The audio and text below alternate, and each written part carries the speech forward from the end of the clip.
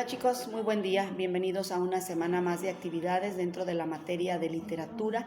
Vamos a continuar con todo lo concerniente a esta redacción, a esta cuestión de la literatura, en las distintas narraciones con sus características muy propias, donde estuvimos abordando la definición de fábula, de leyenda.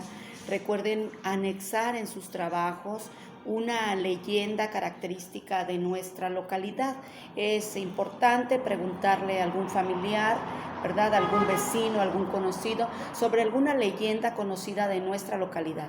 Igualmente dentro de lo que es esta investigación documental y bibliográfica que nos va a permitir un mejor aprendizaje, ¿verdad?, en todo lo relacionado a esta temática. Durante la semana vamos a estar abordando la estructura de lo que es la fábula, la leyenda, el mito, la epopeya, de qué manera nos permite, ¿sí?, identificar sus características muy propias en cada uno. Sobre todo, chicos, dentro de lo que es la fábula, ¿verdad?, y que proviene del término fabula, que explica el diccionario, ¿verdad?, este relato de ficción que carece de gran extensión, pero que nos deja una enseñanza dentro de lo que es la moraleja, ¿verdad?, y que sobre todo incluye animales en sus relatos, ¿sí?, cortos, que nos permite identificar dentro de lo que es esta narración breve, estas personas, animales o seres imaginarios, esta intención moralizante que es lo que tiene la narración de la fábula, cómo reprueba o enaltece la conducta de los hombres, que está escrita en verso o en prosa y que tiene su característica muy propia referente a la moraleja o enseñanza. Vamos a darnos cuenta qué caracteriza a cada una de estas narraciones, cuál es el origen de la fábula, cuál es el origen de la epopeya, cuáles son los hechos más relevantes, ¿verdad?, dentro de la estructura y sus principales diferencias lingüísticas entre la fábula y la epopeya.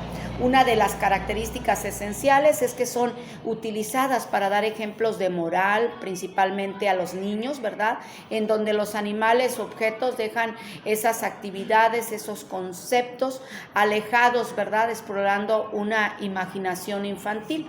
Dentro de lo que es el mito y sus funciones, pues son estos relatos, tradiciones que intentan explicar el lugar del hombre en el universo, la naturaleza de la sociedad, la relación entre el individuo y el universo que percibe y el significado de los acontecimientos de la naturaleza. Dentro de las funciones del mito es que constituye la historia de los actos de los seres sobrenaturales, que esta historia se considera absolutamente verdadera porque se refiere a realidades y es sagrada porque es obra de los seres sobrenaturales.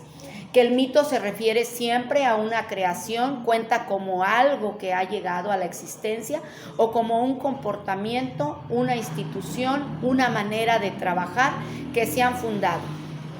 En esta, la razón que los mitos constituyen los paradigmas de todo acto humano significativo, ¿verdad? En las características de la epopeya, que se encuentra el origen etimológico, ¿verdad?, y que procede de la palabra epopeya, la cual da fruto a la unión de varias partes claramente delimitadas, que son epos, que puede definirse como discurso poético, ¿sí?, o cantado, y proteín, que equivale a crear. Dentro de las características de la epopeya, pues es del género o subgénero literario, una gran extensión del más antiguo, la epopeya, ¿verdad?, y que tuvo sus orígenes en acontecimientos históricos y como parte de la mitología literatura antigua. Dentro de sus características pues intervienen fantásticos dioses, justificadas divinidades, ¿verdad? Se da la independencia entre las cruzadas de un lugar como religioso, patriótico. Están escritas por un autor anónimo o por sacerdotes, la mayoría, ¿verdad? Pueden ser frailes y monjes. Cuando no se conoce el autor, pues se dice que es popular o tradicional. Y cuando se conoce el autor, es una epopeya culta, una epopeya heroica, burlescas para hacer reír al público. Hablábamos de esta definición también del mito, ¿verdad? De qué manera se encuentra y se refiere a un relato de hechos maravillosos, cómo forman parte de ese sistema religioso de una cultura y que se le considera como historias verdaderas. Tienen la función de otorgar un respaldo narrativo a las creencias centrales de una comunidad. Dentro de las características del mito, pues trata de explicar una realidad, son relatos fantásticos, surge de la invención y la imaginación del hombre primitivo, es tradicionalista, se transmite de generación a generación. Por lo general, chicos, narra el origen del hombre, del universo y otras interrogantes. Relata siempre hechos antiguos desde los inicios de la vida de un pueblo. En cuanto a la leyenda se refiere, la etimología de esta leyenda nos lleva al vocablo leyenda, que pertenece al latín legenda y que puede traducirse como aquello que debe ser leído. Por eso, en su origen, una leyenda era una narración que se plasmaba en un texto escrito para que pudiera ser leída públicamente, por lo general dentro de una iglesia o de otro edificio religioso. Los pasos y las características de la leyenda es que este tipo de relato o de narración pasaba de boca en boca, convirtiéndose en un ejemplo para las siguientes generaciones de exaltar las hazañas de sus antecedentes. Primeramente, la leyenda se enfoca en glorificar las hazañas realizadas por hombres, por guerreros, por personalidades reconocidas en el lugar donde se generan y que generalmente existieron. Segunda, la leyenda tiene el fenómeno o cualidad de aumentar las virtudes y elevar las hazañas de los personajes, ¿verdad?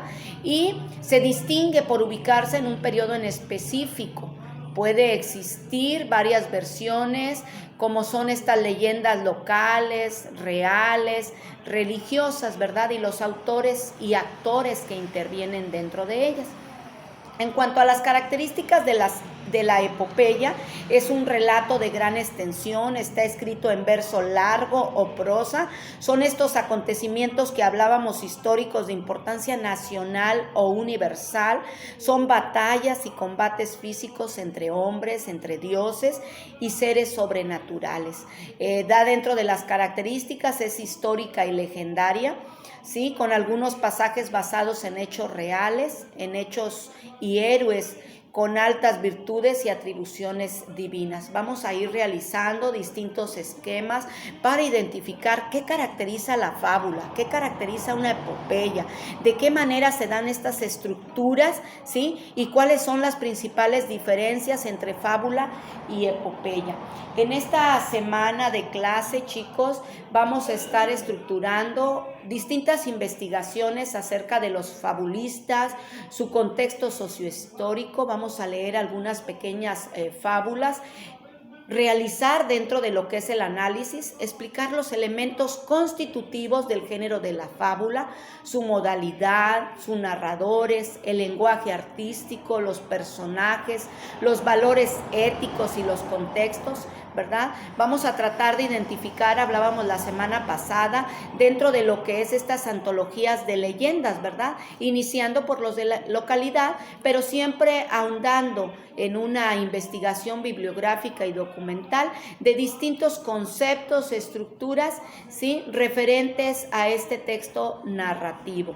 Vamos a describir al héroe que enfatiza, ¿verdad?, los valores que representa, y vamos a elaborar una pequeña leyenda mencionando, ¿verdad?, sus características propias.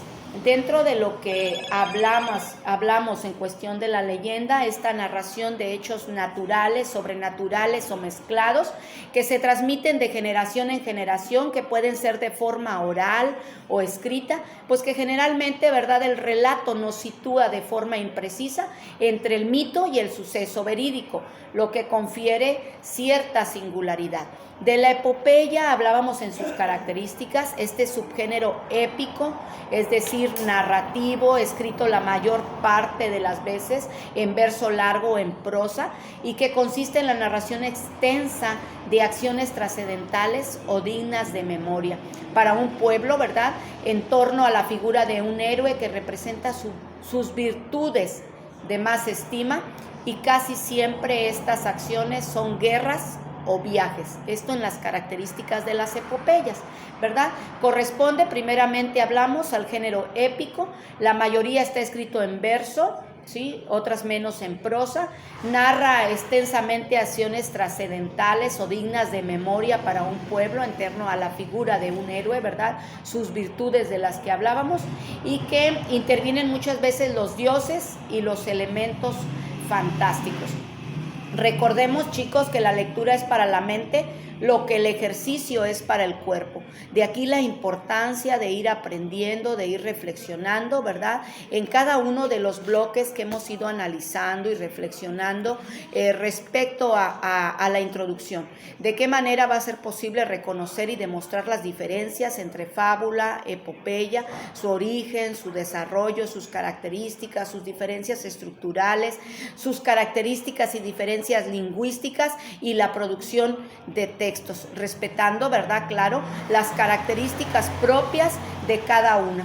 Así que, chicos, en esta semana más de trabajo vamos a estar elaborando y vislumbrando los distintos ejemplos que nos van a permitir un mejor aprendizaje en cada una de las temáticas a tratar, ¿verdad? Estaremos abordando diferentes textos, dando lectura a este subgénero que corresponde y que justifica, ¿verdad?, lo establecido en cada una de las lecturas.